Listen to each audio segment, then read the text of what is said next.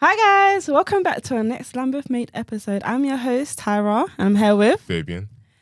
And we're happy to present to you a mogul of the community. Oh, I've got to say my name now? Yeah. Okay, cool. My name's Clement, and apparently I'm a mogul of the community. Apparently. Humbled. Thank you. Yeah, so first of all, can I just say, I think these sort of podcasts are incredible, and it's amazing that you guys or Lambeth have teamed up with you to do this. I think it's really, really key and important for young people to be exposed to actually what's happening in their area and be inspired also. Mm-hmm. So yeah, I thought I'd just caveat that. Anyway, so I kind of had a vision to create spaces where everyone felt a sense of belonging. I think when I think about society and community, everyone strives to belong. Mm-hmm. Everyone wants to belong. And when I was born in Nigeria and I came when I was 6 years old, and there was that element when I came here that I felt alien. Mm-hmm. I didn't feel like I was at home. Mm-hmm. I knew I was at home because I just left Nigeria. And then as you grow up and you're in South London, I'm Nigerian and it's not cool to be African back then. Mm. So not only are you amongst people that look like you, within that community, you're still not, accepted as such, absolutely. So then I went to university in Coventry and Loughborough, and my main thing was to kind of pull myself away. First I wanted to get away from my parents because they were just incredibly Nigerian and disciplined. Like, I was more scared of my parents than I was of the police. Like, that's why I was just very much a geek and a neek. I think that's 2 words in one. And then I went to university in Coventry, and my whole thing, I wanted to develop socially. I wanted to expose myself and put myself around people that didn't look like me, talk like me, and have the same ideals. One of the most things I loved was going out. Mm-hmm. I loved partying. And I noticed that when everyone went to a party, everyone was their best version of themselves, irrespective of what problems they had at home or outside. That just kind of was left at the door, and everyone just. And my thing was, how can I make everyone be like that all the time? Mm-hmm. They just walk into a space and nothing else matters but the space and the people they're with. But carrying out with the whole, I feel like I belong. Anyway, without taking up all your time, I fell in love with pubs, and I fell in love with the British pub, understanding what it meant, but still not representing the other. Mm-hmm. When I say the other, I mean black people of colour, women. The culture. Know. And so I thought to myself, I need to get a pub. I don't want a restaurant. I didn't want a nightclub. I can't take my mum to a nightclub, you know what I mean? And my daughter can't exactly run around in a restaurant, so I wanted a space that they could all just be. I feel safe at home. And then, so I went to school in Peckham. I went to St. Thomas Apostle, I went to school in Peckham. So there was this pub called the Clayton Arms. And it's one of those pubs that we didn't really, it was just an Irishman boozer. Do you know what I mean? It was a real kind of boozer. I remember getting dared when I was 14 to run in there. And I remember running in there and just looking around. I was in my school uniform as well. I was in there, running, and just sat there. And the landlord or whoever was behind the bar just looked at me like rough, like, don't say a word kind of thing. So I remember that was the memory I had of Clayton Arms. Anyway, in 2017, I was in a position where I wanted to buy a pub. 2016 even, sorry. I wanted to buy a pub, and I worked and I challenged myself, and I bought Clayton Arms in February 2017, and I opened, and then turned it into Prince of Peckham. We opened May 2017. Wow, I didn't know that was the history of Prince of Peckham. So that's the long-winded. That's actually a shorter version, but there's lots of layers to it. But for sure, that's where it all began. So, from the beginning of the journey, was your aspiration always to open a pub, or when you was in school, but when you was at uni, did you have any other academic routes? Because I know how it is with the Nigerian. Yeah. Right. Doctor. Well, that was one of many. If I had said to my dad, when I was in university, my dream is to buy a pub, he would have. Yeah. Are you mad? You know what I mean? That would have been a straight response. And it was, even when I told him I was buying a pub, and I'm 43, and I decided to buy the pub when I was 36, 35, and he was like, Bob, for what? And now he's like, my son has pubs. You know what I mean? So, no, when I was in school, when you go to a school like St. Thomas Apostle in Peckham, and it's all black boys. My main thing was just to survive, bro. Do Do you get it? My main thing was just to get through and still be cool and not be embarrassed. And like, you know, we went to an all boys school.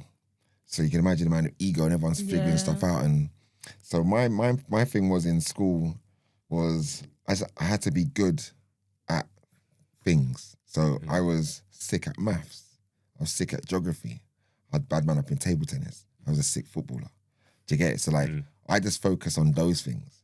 Because if you're good in a boys' school in sports or it's like academics, that makes you. Everyone kind of leaves you alone, kind of thing. And I was really small. I was really small. It's actually quite funny how small I was.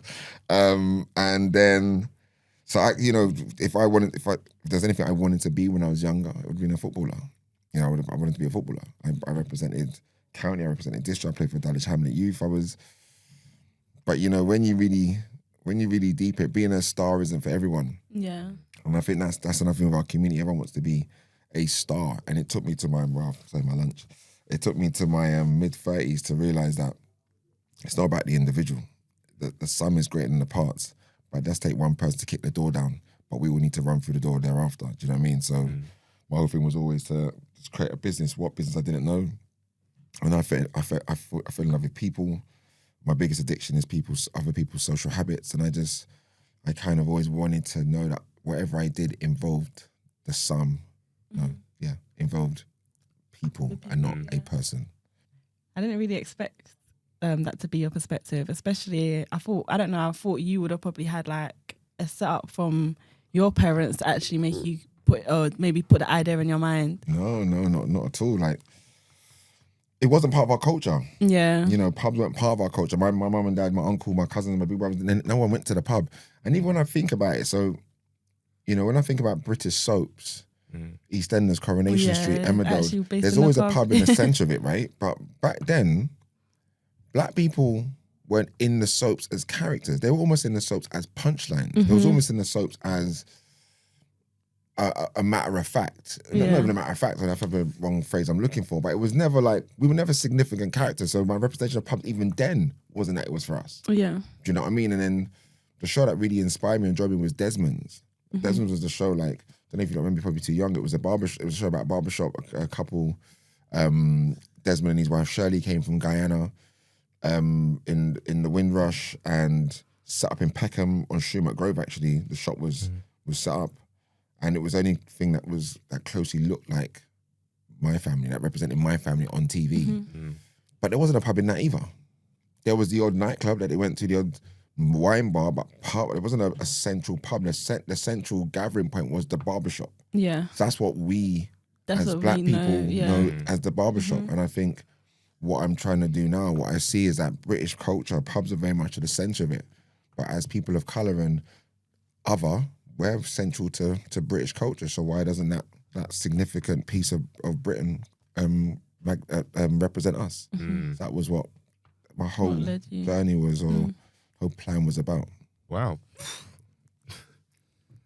I like Fabian. I'm sorry, I'm just like so like in depth in listening to what you're saying that I'm struggling to think of things to say on top of it because I'm just listening to your story. Yeah, no, of course.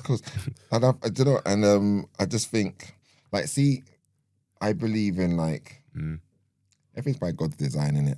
And you can try and plan, but if it's not meant for you, it's not meant for you. And I think in this conversation, what's great is the fact you lot didn't expect this, this level of, and that's cool. Yeah. And I just think wherever it goes, just go with it, bro. Do you get it? Just go with it. Go with it, babes. All right, we're going to the next question. How do you balance being a business owner with being a community leader? See, it's funny because I wouldn't even call myself a community leader. That's for you guys to decide. Do you know what I mean? It's I never set out to, have not like some sort of piper kind of thing. I think for me, it's very much I like to lead by example, and it's whether people are going to follow that example, so to speak. So if I'm a community leader, thank you. It's not something I woke up in the morning to decide to do. I just knew that there was a mission. Anyway, balancing business and community leader makes me laugh. It's easy because my business is led by the community. My business is led by how I wish to impact my community. So it just so to happen that, you know, there is not much balancing for me. If you said, how do I balance, you know, licensing or whatever, then that's probably a different conversation. But I believe that my whole business is steeped in community. It is community centric. The village pub people group is because it takes a village to raise a child. And I think every pub that pops up in any area should become like the old school community centre, should become like the old school adventure playground, should become like that hub where everyone can just goes to. You have your christenings, your birthday parties, your 9 nights, you have, and that all takes place in this hub, and all of a sudden 5 years later, you're 5 or you're 10 or you're 15 and you just remember this, that's about my 5th birthday. Do you know what I mean? And it becomes this real significant space with memories and people share. So there's not much balancing for me, because it's just, if you said work and life, well, that's a tough one, because my work has become my life, but it is what it is. But no, it's not. There's not much balancing for me to do, really. Well, I think that's like pretty cool in the sense, because like when I was growing up, I've always lived in Brixton, so, and obviously you've seen Brixton change a lot over the years. So it's like it's kind of weird when I like walk past Brixton, I just see that wasn't there like before. And all that stuff. So I think it's like really cool that you kind of have like this sort of stable places that like anyone can go to, is always going to be there, and like you can just have a good time in that sort of familiar crowd. I think when you're talking about, if you're about gentrification, the change, it's one of those things where it's nuts, because it wasn't really. So I worked in Central London. I was a promoter. I did have photography shoot. I was promoting like all these VIP nights, all these nightclubs, and then I had then I worked in West London, and I spent a significant part of my professional career in Central London. So I didn't have to witness. I didn't really see the change in certain areas, which is kind of mad. You know, my family house is in New Cross Gate. I bought my first flat in Brixton Hill. Then my second flat was in Wanstead, which I lived for a while. But I didn't really see the change in Peckham or Brixton. Imagine my first flat was in Brixton in 2006, and I moved into it in 2014, right? And I only went there once a year because I had tenants in there. So I never even saw this change in Brixton. Okay. Do you get what I mean? Like, that's actually mad to say. But then when I deep it, the opportunity to buy the property in Brixton came about by these 2 white lads from Manchester who were actually quite significant in my financial knowledge and development. I met them back in 2005, and it was them that got me the opportunity to buy this property. So, and they were like, I remember them saying, they're going, Acre Lane, Clem, Acre Lane, it's going to be the place, I tell you. And they were just buying flat after flat. And it's Acre Lane, I don't give a shit. I mean, like, whatever. I didn't care. Yeah. I didn't know enough. I was a young, self-absorbed man. But then obviously when you start learning about what gentrification is, it being steeped in displacement, then you're like, raw, actually this is nuts. Yeah, this is crazy. And then that's what you start garnering a sense of social responsibility. So obviously, along with gentrification, you start thinking about your future children. What are they going to live in? You start thinking about the role you have played in your own community. Have you, without going too deep, but as black men, we haven't been as supportive to our sisters as we could have been historically. You know, we haven't really inspired our young men with enough positive role models outside of sport, for instance. So I just thought it was, you just get a bit older, you start thinking about stuff, and you start thinking, actually, do you know what? Not everyone's destined to be a footballer. Not everyone's destined to be a rapper. Not everyone's destined to be a movie maker. But what we are all destined to be is, or what we all are in our own right, is community leaders. We just are. It's not something you wake up to be, but if you lead by example and you put the next generation at the forefront, essentially you are a community leader, right? And I just got to a stage where I was like, cool, how can I impact my community?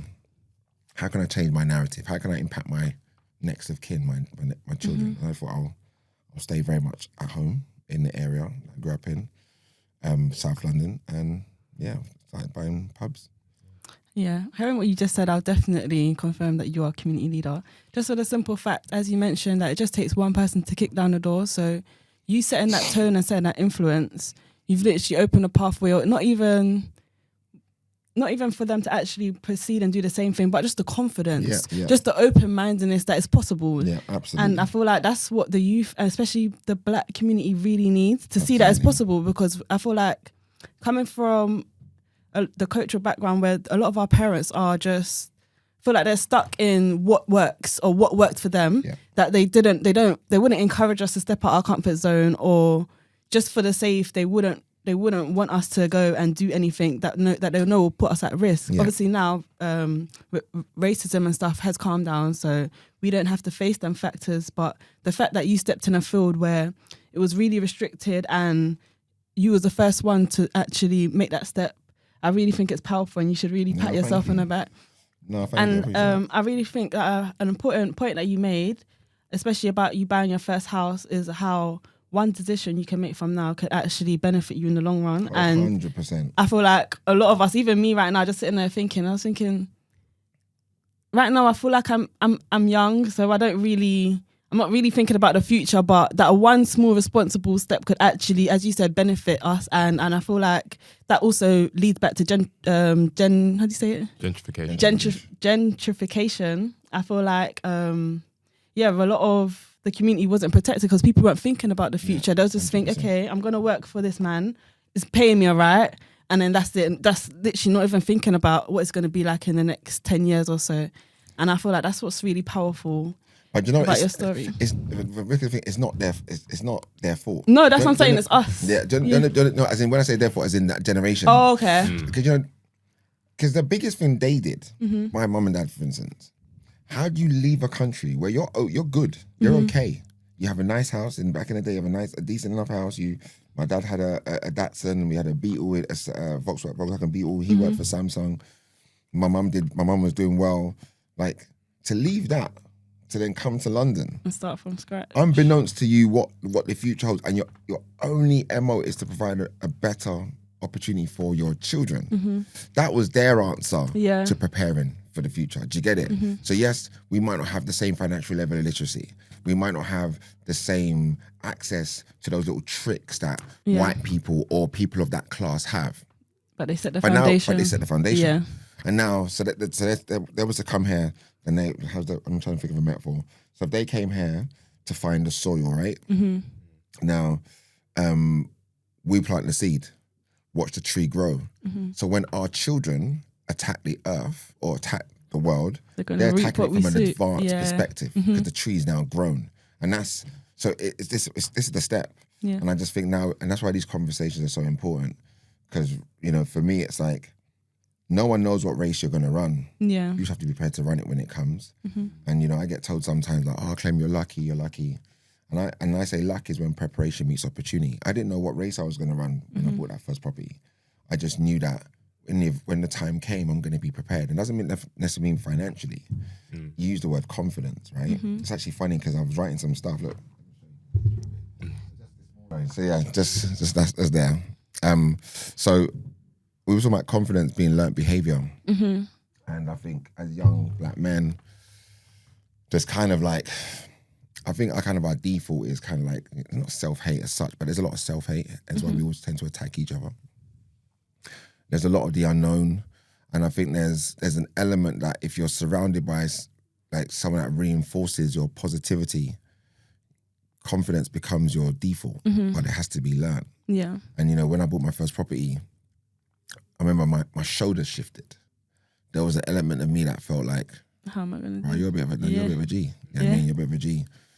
And the little things that got me ready for that transition in 2006 was the telephone number I have now, I've had since 2003. Getting my first mobile phone contract and making sure I paid it. Yeah. Because people didn't understand about credit. Yeah. But people understand, if they do, they're not understanding about you have to become lendable. Why would I give you money if there's no paper trail of trust? And that's ultimately what it sounds like a mad system. And I've learned since then that postcodes are involved, like how they ascertain who is lendable. But if you create those little things like, cool, I've got a mobile phone bill which I'm going to pay monthly direct debit. My first credit card, I remember, was £150 limit. And it's, again, the same credit card I have now, just the limit is a lot larger. But it's like, you just build little blocks of a paper trail of trust, with us allowing you to become lendable, with us allowing you to leverage credit, with us allowing you to, rich people of wealth don't necessarily have cash. Yeah. what they have is assets. Yeah. Because it's cheaper to borrow than it is to make money, because you pay tax on the money in which higher back tax, you're paying 40% on money you make, whereas you only pay like say 4 or 5% on a loan, and your loan is then, so it's that whole process. But yeah, absolutely, like that confidence to attack something, that confidence to say I don't know. That's another thing. Like, we ain't got all the answers. Yeah. You know, I'm in a group chat with my business partner. I've got my new business set list in Somerset House, and he started writing acronyms, and he said ASR. And I was like, I can't remember what he even wrote. I was like, sorry to sound silly. I said, so I've gone, silly question, what is ASR? And he's gone, advanced sales report. But you know, sometimes we're in a situation where people don't want to say anything because they haven't got the confidence. Because you don't know something, that doesn't mean you're stupid. Yeah. It just means you want to know. Yeah. There's nothing wrong with wanting to know. Yeah. Do you get what I mean? And it's such an interesting change of like a change in dynamic. When you want to know as opposed to not being embarrassed about not knowing, everything changes, bro. I'm telling you, a lot changes. Yeah, that's very important. I really like that line, actually. Yeah, and I feel like that also kind of leads back to my point about like the foundation with the generation. I feel like it was the lack of knowledge. Yeah. And that's where the fear came from. So I feel like now we're way more confident because we know a bit more now. 100%. And but it's not knowledge in like, I don't know what the interest rates are. It's knowledge in saying, I want to know. Find out, absolutely. right. The willingness to learn something. Absolutely. Absolutely. Talking about the willingness Yeah, there you go. to learn something, for young people who want to create their own viable space of their own, what's the first step? Someone who wants to create a space of their own. Oh, what is the first step? Oh, for obviously they want to. So that would be the first step. To be fair, it's like I think people might see me at Prince of Peckham and see Queen of the South and whatever, and their first thing and see what they see on social media and think, oh, there's money to be made. yeah. The pub industry in the UK, it probably makes about £20 billion a year. So I haven't gone in this because I don't not want to make money. Of course, it's but the industry itself is about passion. The industry itself is about understanding that it's not about you, it's about your people, it's about your staff, it's about the people that walk into your pub. So anybody that wants to create a vibrant space, they have to believe in that. They have to know that it's about you and your vision, but your vision has to encompass your customers and your staff. The most important part about any hospitality business is the team, is the staff. You know, I can sit here with a fantastic business plan document. I can say all these things. I could be sat in this seat. Yeah. But I'm not the reason why I'm in this seat. Yes, I kick the door down, but people were confident enough to run behind me. Yeah. People have been confident enough to listen to me and follow. And I have a team, particularly one lady, Rose. I don't know if you lot met Rose. She's been with me for 7 years. And there's a few others that have been in and around me for like the last 4 or 5 years. But it's like, they're the ones that have made this business what it is, or helped me push forward and give me the freedom to just be Clem. One of my mantras is focus on your strengths and outsource your weaknesses. So I would say that anybody that's interested, do you know what's really good? I actually remember what the question was. Sometimes I deviate and I forget what the question was, but I just remember. Right, so one thing I will say, anyone who's interested in creating a space like what we have, understand what's really important. Understand the sacrifice that will have to be made. You might have to take 3 steps back to take even 2 steps forward, or even 1 step forward. But it's like really understanding that the people and your team is what's so significant. And as long as you've got the right team and the right people, you can create any vibe you choose to. But that's what's really, really important. And it's a long game. It's a marathon. It's not a sprint. You don't open a pub today and it be banging tomorrow. And it's interesting, when I'm with Prince of Peckham, I think people think that from the moment I opened Prince of Peckham, it's been banging. It hasn't. Do you know what I mean? Like, remember the first day we opened to the public was the 18th of May, 2017. And it's funny because to this day, we haven't taken more money on any Thursday than we did that Thursday in 2017. Really? On a Thursday. Why is that though? Because everyone, the welcome, and I think everyone felt the story behind this pub we needed to be at. Okay. We needed to see it. It was quite... A bit of FOMO. Not even FOMO, because it wasn't there in the first place. You know what I mean? But it was just that obviously my journey and my track record for events and parties throughout has been good, but everyone came that day. And from that day, we could have thought, yeah, man, we smashed it, bro. Everyone's going to be here every day. That wasn't the case. We opened on the Friday after, it was a damp squib. We opened the Saturday after, it was a damp squib. There was months that went by that we weren't doing numbers. I remember my first wage bill that came. I used my credit card to complete the wage bill that first time around. And if it wasn't for my VAT return that came subsequently thereafter, I'm not sure I would have been able to continue. So when I got my VAT return, I thought I had a little bit of money. So Prince of Peckham was just trudging along. It wasn't the pub you see today. And I think it took us, we were getting good. Then we were getting good. Lockdown came. So 2017, actually, then 2019, we were getting to a place where actually this is a viable business. Then lockdown came. And it was like, shit. And that's when I started looking at the White Hart, which is now Queen of the South. And it was only after lockdown that Prince of Peckham. And the reason being I like to believe is because we stayed for the community. Yeah. And when I say that, it's like we open up, call and collect, knowing that there was no money to be made, but we just wanted people to have a reason to leave the house. We carried on our Saturday nights on Zoom. So people had a little vibe on a Saturday night in their house. We were doing speed dating. Just when Zoom was like, we were doing people's speed dating on, it was a lady called Rohi that used to work for me at the time. Like we would like piece people together and they can date. Because obviously you forget that there's people who are single at home by themselves, not, and that's when I really felt the importance of the British pub. So important. And it was important to everyone in Britain. So like, that's when it really kicked in. Like these pubs like this needed to exist and needed to be like, foot to the floor and accelerated and unapologetic. And it's like, this is what we are. I've never really screamed that we're a black owned pub. Yeah. Because it's not for me to say, it's the obvious, I believe we're an excellent operator and I'm a black guy. I'm not a black. Yeah, it's not labeled. labeled. I mean? Like, yeah, it's not yeah. labeled, like, and no one's gonna label it. Like Prince of Peckham is an incredible pub, and yes, the owner's black, but it's for everybody who decides to frequent it. And if it's not for you, it's not by force. You get it? Like it's one of them ones. And yeah, so it took a while for Prince, and the same with Queen of the South. When I opened Queen of the South in May 2017. That's Prince of Peckham. May 2023. It was a Thursday again.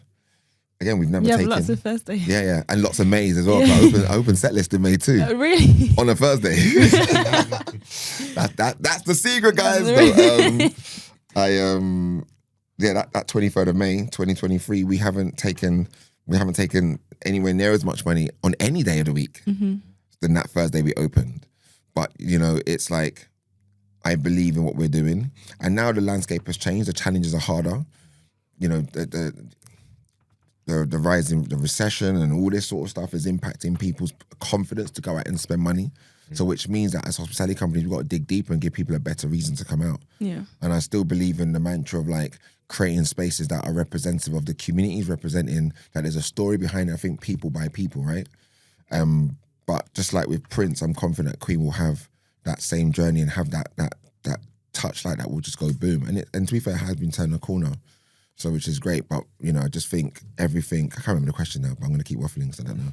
I just think that everything is about the journey, not the destination. Yeah, which is what makes the arrival so much more sweeter. You know what I mean, what role do you think community spaces lacked during your journey? What role do you think community spaces lacked, and what can they do now? Elaborate the question. What role do you think community spaces lack? Are you saying road or role? Role. What role? Yeah. Does community spaces play? Did community spaces lack during your journey, and what can you do better now? Okay. So, for example, like your guidance and assistance during school years, and such as community spaces. I think there's just a lack of them. Yeah. Do you know what I mean? Like I don't think it's necessarily what role they can play. Yeah. I think there just needs to be them. Mm-hmm. I think back then from someone like me, I loved Play Centre. Mm-hmm. I loved After School Club. I loved going to Somerville Adventure Playground on Queen's Road. I loved that. Mm-hmm. It kind of it took me away from my home, which was very strict, and I was allowed to fly, but I also found that there was quite an adventurous side of me. There was actually an adventurous side of me that I've got a lot of scars on my body, yeah, from like doing crazy stuff. So I used to jump off. I don't know if you know some of your adventure playground. So there's a flat roof, and then about maybe 2 meters away. And you jump into the sandpit. Then we used to jump off the roof onto the fence, and the roof's like, what, about maybe 15 feet high. I used to do the same. Yeah, we used to jump off that onto the thing. We used to do borders. Remember borders with the ropes? And the best one was one on a Roke Estate, right? And that was the first time I saw border swings. No way. And we'll be swinging from like, so there's 2 levels, like there and there, and then there's like poles on each side and then the back. We're swinging from the back, and we're going like, you know, so I know I'm an adrenaline junkie and an adventurous, and I'm not adverse to risk. And these are all elements I learned via these spaces. Yeah. And if I wasn't exposed to those, would I be sitting in this chair talking to you about the risks I've taken to create these spaces? I don't know. So I think first of all, there needs to be these spaces, and it needs to allow kids to be adventurous. I think adventure is so important, and I think that everything is also safe. Everything is also, no, don't do that. Even like with my kids sometimes. My daughter was just my youngest was climbing the fence, said, babe, be safe, be careful. My mum's not telling me to be careful. Yeah. Do you know what I mean? You fall down, you're going to learn, innit? You know what I mean? Not to fall down again. And it's that role that, you know, I think we're definitely not pushing our children. Yeah. We're definitely not saying, look, go and fall down. You know, there's too many of us telling our kids, don't do this because I've done that. Or, you know, we should just be like, learn. Yeah, but I even saw a little a headliner calling that Piers Morgan was calling us the snowflake community. They feel like we're very soft, but the only thing that I can actually say conflicts it. I feel like we've been able to identify the problems that we suffer, so we're trying to make sure our children don't. 100%. But then I feel like there's a line in, because even me and my relative was having this conversation about gentle parenting and actually enforcing some sort of not punishment, but I don't know, some dominance, because we're not slapping our children no more, but there's no more fear. I feel like we had more fear from our parents because obviously they had the hard life and then that was all they knew. Yeah. But what's the balance now? Where's the balance? Look, I'm one thing that I'm not saying there aren't experts in parenting, but the only experts are parents. Yeah. Because not one parental situation is ever going to be the same. Yeah. And I feel like I would never ever give anyone a class in parenting. All I can say is just let your children be. It doesn't mean let your children run a madness. Like, you know, I was saying the other day, my daughter turns 8 in a couple of weeks. There's no one better at being an 8-year-old than my daughter right now. Yeah. How can I tell my daughter how to be an 8-year-old? Makes no sense. I was an 8-year-old once upon a time. Yeah. That was in 1989. You get it? Like, how am I now telling her in 2025 how to be an 8-year-old? It makes no sense. Yeah. You can instill morals, values, you know, take them to church, let them find a degree of faith, belief. But how they coordinate life, that's what children need to do, you know. And yes, we want to be there to catch them when they fall. But all the in-between it's going to be learned. And how you are with your first child isn't going to be, they say no child has the same parents. Yeah. You know, how you are with your first child isn't going to be the same way you are with your second child. But you're still going to apply those same rules that you've been told with your first child to do with your second. You know what I mean? So there are no parental experts other than parents who are experts within the dynamic of their children. That's what I would say. It sounds probably vague, and that's probably a bit of a cop-out, but I'm just not here to tell people how to be parents. No, yeah, I feel like that's actually a good point. I feel like attentiveness, because as you said, each child is an individual and each parent has a different kind of relationship with each child. So you have to tailor it according to how the child is. Absolutely. And I feel like... But also how you are at that time. That's exactly... Some might be employed, some might be unemployed, one might be with their partner one time, might be not with the partner next time. You know, might be living in a 3-bedroom house. One relationship all of a sudden has to downsize and move to... There's so many scenarios that will change someone. Yeah. Change how they respond, they react, their tolerance. Obviously, you want all that not to affect the child. Yeah. Or the dynamic within. But naturally it will. But it's how do you make sure you make the best of that situation with that child at that time. Okay, we're going to play a game. Yeah. Yeah, called Pub Talk or Fact. I picked up my phone. So, one of the first quotes is, you need a loan to start a business. Pub talk. Why do you say that? Because the business starts in there. Doesn't start from once you have the money. Mm-hmm. You get it? It starts from in there. You'll be surprised that a lot of businesses started and the person who started it hasn't even had a pound. Mm-hmm. But because the idea of the business is so strong, people will invest in that idea. Yeah. So it's pub talk. Running a business means you work less. We should work less, yeah? That's bollocks. No, you go from a 9 to 5 to a 24/7. Nah, not at all, bro. It's not even. And no one will ever care about your business as much as you do. So you end up falling in all the time anyway. It's just not. So if you're not, that's one thing. If you're not prepared, talk about sacrifices. Yeah. If you're not prepared to lose whatever, because with a 9 to 5, you come to work, you hate your boss, but you know at 5, 6, 7, you can switch off your phone. You're not being called in the weekend. Nah, not for me, bro. So if you're not prepared for that, nah, don't do it. Don't do it. Please don't do it. Local government doesn't help young people enough. Fact. And I don't think they don't help young people enough. So I don't think they really know what the issues are. I think it's really, really important that we voice more. Mm-hmm. We have to keep voicing, and change doesn't come because you voiced it. Doesn't mean the change is gonna come next month. The change might not come to the next generation, but it has to start from somewhere. Mm-hmm. You know what I mean? Yeah, that's what I'd say. We gotta keep opposing, gotta keep voicing, gotta keep doing things like these podcasts, gotta keep putting in people's faces. Because ultimately it's about influence. Yeah. If we can create things like this that has following, engagement, we will create influence. Lovely response. You need to leave your ends to succeed. Pub talk. Yeah, you're still here. Yeah, that's no, leaving your ends is not the caveat to success. It's just that you have to. That's what you want to do. If I want to be a fisherman, I'm not going to stay in Peckham because there's no No legs. You know what I mean? So that's what we want to do. But if it's impacting the community, changing a generation, it's not. Charity begins at home. You can mix vibes with professionalism. Facts. But you got to know how to do it. Balance. Yeah, it's about the balance. It's about the balance. But yeah, 100%. Of course you can.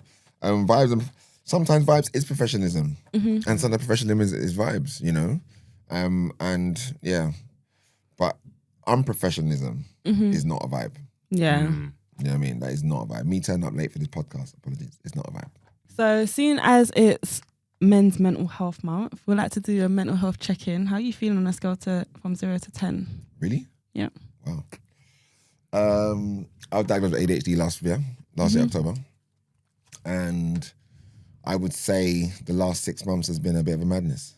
And so in the last 7 to 10 days that I've kind of like, when you spend 8 years of your life creating a business that is all about everyone else and not really about you, you give so much to every single person, staff, customers, etc., but you don't really give much time to yourself. So in the last 7 to 10 days, I've actually been doing a bit more, not as much as I probably should, but a bit more reflection. Yeah, and instead of when someone tells me how good I am, I don't really take it on board, and that's probably the imposter syndrome that comes from having ADHD.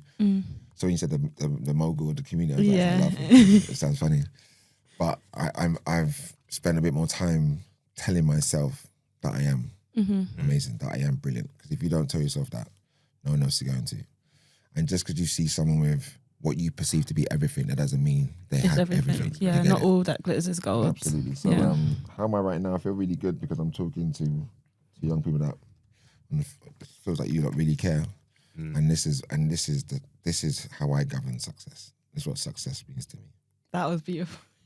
I don't even want to end, but thank you so much for coming, Clem. We really do value your time, and you really did throw in some really good information. Like, generally myself, I feel like I was more engaged in the conversation than actually doing the podcast. Oh, bless you. You'll definitely see me at one of your pubs. Right.